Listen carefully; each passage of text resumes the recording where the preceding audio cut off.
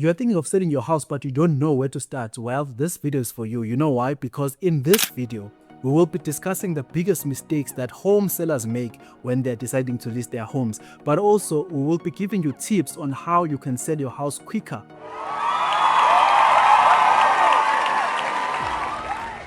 Welcome back to my channel. If you are new here, please hit the subscribe button and the like button. You can also share it with your friends that are interested in real estate.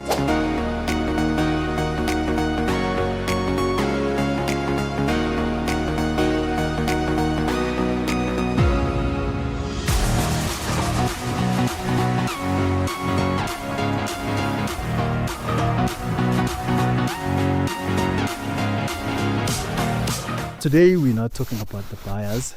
Instead, we are talking about the sellers. We'll be focusing on the sellers because, I mean, it's one of the most difficult things, once again, to sell a home, especially if you're selling it for the first time. There are people who have done it like maybe 5 times already, so to them it's just simple. But if you are selling your home for the first time, it gets difficult because there's a lot of, you're worried about many things. You're worried if like your home will sell on time if you are moving somewhere, or you're worried about will it sell at a good price, things like that. So I want us to make sure that after today's episode, a person who's listening and they are about to sell their homes, they are ready to actually sell their home without any stress, without any panic in a way. So it's as stressful selling a home as is buying a home.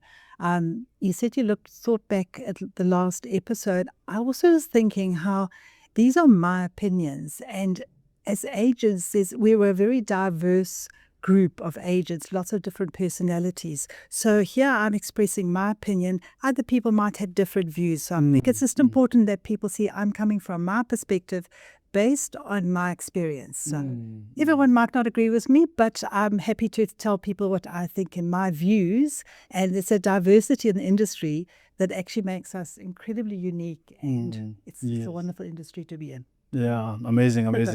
All right, okay, no, that's okay, that's amazing. So what do you think is which one do you think is better between buying a house and selling a house? I know they're both difficult, but which one do you think is better? Yeah, and I think it depends on the circumstance as well. In terms of buying a house, the overriding concern often is the commitment for 20 years to actually repay the bond. And that can be quite scary for a first-time homeowner to say, wow, I'm going to have to pay this every month. So I think it might be scarier for the buyer as opposed to the seller, depending on where the seller's going and the reasons the seller is selling. But I think probably, that commitment for 20 or 30 years, I think that's a big one for purchasers. Okay. Now, as a real estate agent, which one is better for you? Which one do you prefer, buying or selling a house?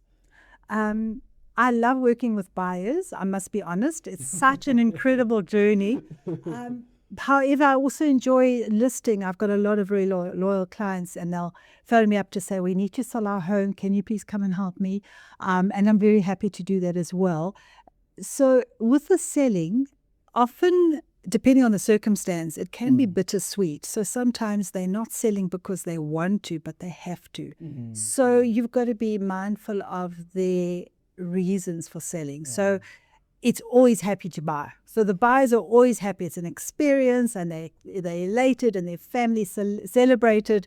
Whereas sometimes with sellers, it can be quite hard because they're saying goodbye to a house full of memories. And that's not easy. So it's probably harder for the seller. So it might not always be as joyous for them. But I think for the purchasers, it's always, wow, we're going to move there. This is our home.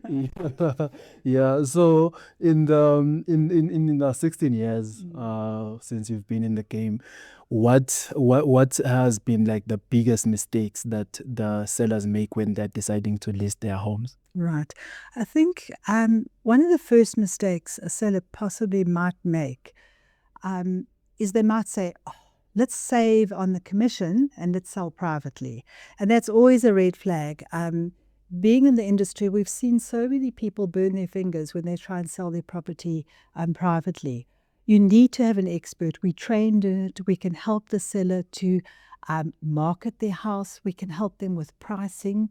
We also go beyond that. We also help the whole transfer process. So we literally from the viewings and the marketings right through to the registration. So we help the seller to navigate that.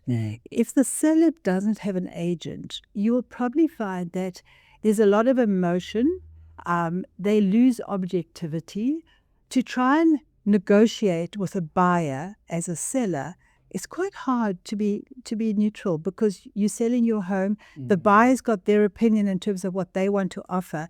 So it really is much better to have a neutral person like an agent. They can help with the pricing, the marketing, and following the whole transfer process through. So I think that's probably one of the first mistakes that a seller might actually make when he actually goes into selling it privately. We are trained, we are objective. We can also give the sellers good advice in terms of what to do in terms of their home. And we take the emotion out of it. And we see it as a transaction, so we can assist them with that transaction. I think that's probably the first one, would probably be trying to sell it privately. You might end up not saving money on commission, but spending more inadvertently when you actually try and sell it privately. I think another factor for sellers in terms of what they might do that actually might jeopardize their sale is they really need to research the agent. They need to actually find the right agent to work with them to sell their property. And as I mentioned, we are incredibly diverse. We've got very different personalities. Our clients, buyers and sellers will also have different personalities, and you have to find an agent that you can actually respond to, that perhaps is on the same page, that perhaps maybe you as a seller, you need more communication, you need more feedback. You need to find the agent that's going to give all of those things to you to actually help that process go quite smoothly. And that researching the agent, it also links up with finding an agent that's actually qualified, who's got an FFC, a Fidelity Fund Certificate. So to look very carefully at who you're employing, who you're getting to actually market your house. They must have your best interests at heart and help you with that whole process. So I think those are just a few of them. The sellers as well, when they're selling their home, they are looking at their calculations. Okay, my bond is this much, I need to settle that. But they also they make mistakes where they don't factor in all the other costs that a seller has to actually. Or there are costs that like the seller have to also. Absolutely. But before we get them, because you mentioned that number one biggest mistake is to decide to sell on your own without like involving any agent, which I think most people may think that is the best way because you're not going to be paying anyone. If you can do it yourself, just go ahead and do it yourself. Let's say now you've committed, as a seller, I've committed that mistake. I decided to sell on my own. What one advice you would give to me as a seller selling privately to make sure that at least I avoid, all the problems? Yeah. Phone an agent. Find an agent. Absolutely. I think also when you're selling privately, you're also having to structure the viewings. You have to then facilitate those viewings. And sellers, they're working, they're busy. So often it becomes incredibly overwhelming. And I think their next step will be to phone a company and say, please help, I need to list my house, I'm not managing. And also, you can also be bullied. If you're a seller, you could have a very strong buyer who'd bully you in terms of pricing and things like that. So you need to have someone who's going to mediate and negotiate on your behalf and find a fair deal. I mean, the fair deal is the best price for the seller as well as a fair price for the buyer. And that's what the neutral agent does, is to actually negotiate that and get that. So first advice, if you try to sell privately, is give Zuko or myself a ring. All right, Zuko. So that was number one. And then the mistake number two, number one was that you don't have an agent. Then number two was... researching, finding out. Oh, okay. Yes. I wanted that one. So what is the one thing you need to look out for when you interview or when you have a meeting with an agent? to tell that this is the agent that can sell my house? I think you need to focus on things such as honesty and integrity. So if you've got an agent who's going to be upfront and explain all the costs to you and explain what to do to your home, rather than an agent who's going to actually try and flatter you and give you a very high valuation to get the mandate, doesn't work, because you're not necessarily going to have a market-related price. So you need to look at the agent and also see if the agent's listening to you. In terms of listing a property, it's not just a transaction. You actually have to listen to the reasons why the seller is actually going down this road, why they're selling their home. And the agent that's attentive enough will treat it with respect, as opposed to just a transaction. Okay, this is the price, let's find you a buyer. They might have various reasons for selling, so you need to actually know that you can connect with that agent. And that agent is going to be available and will honor your wishes. So often a seller would say to us, I only want viewings on the weekends, or please make an appointment 24 hours in advance. You need to find the agent that's going to respect those views, because life goes on and sellers have got busy lives as well. So they really need to know that the agent's going to actually take cognizance of what they require in this process. Yeah. So it's structured and it's managed. Yeah.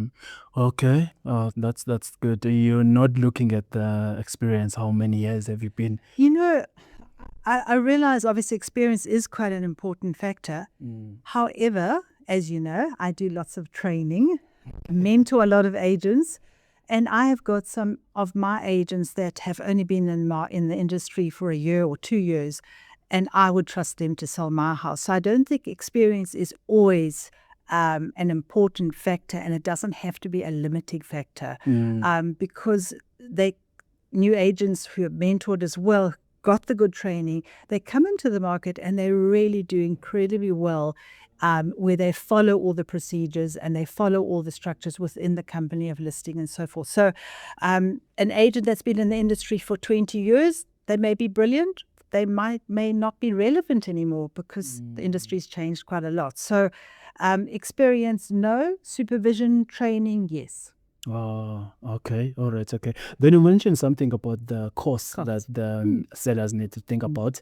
I always, when you think of the cost, I always think of buyers. They're the ones who have to be careful of the cost, but even the sellers as well. Absolutely. There are costs that they have to kind of like, what are those costs? Right. So just jumping to the buyers, one of the first things the buyers ask an agent is, when you've gone to see quite a few properties and they've decided which one they want to buy, they'll ask the agent, so how much are you going to charge me for me to buy the house? And then you say, no, it's not your cost. It's a cost for the seller. The seller pays the commission to the agent. The agent's got a mandate to sell their property, and that commission is negotiated at the mandate stage in terms of what the percentage is. So those costs are not borne on the purchaser, but they are on the seller's costs. So one has to be clear about those costs, and sometimes these VAT implications as well. The seller also, and they often forget about simple things like the bond cancellation. There's a bond cancellation fee. So the bank will charge a set amount for the administrative process of actually cancelling the bond. Other than that, the normal standard COCs, electrical compliance, the electric fencing, the gas certificates, pest certificates, those are also then charged to the seller.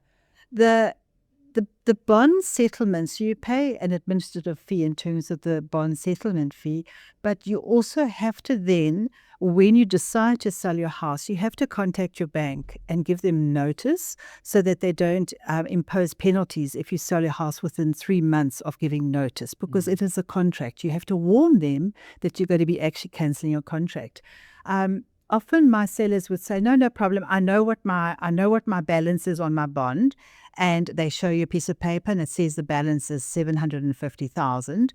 And then I encourage them to phone the bank to ask for the settlement amount. Well, the balance and the settlement are two different things. Two different things. So the settlement amount is slightly higher than the balance, and the bank do that so that they can actually have a buffer in the event of the seller stopping to repay their bond until transfer. So the bank needs to factor in additional amount of money so that once the property has been transferred, if the seller has defaulted on paying the bond, the bank have actually got an additional amount that they actually factored in. Thank you so much for tuning into our channel today. I hope that you received a lot of insights from the conversation that we had with Margaret. And I would like to remind you to share the video, to subscribe and support the channel so that we can keep on providing you with high quality videos that will teach you about property in South Africa. Until we meet again.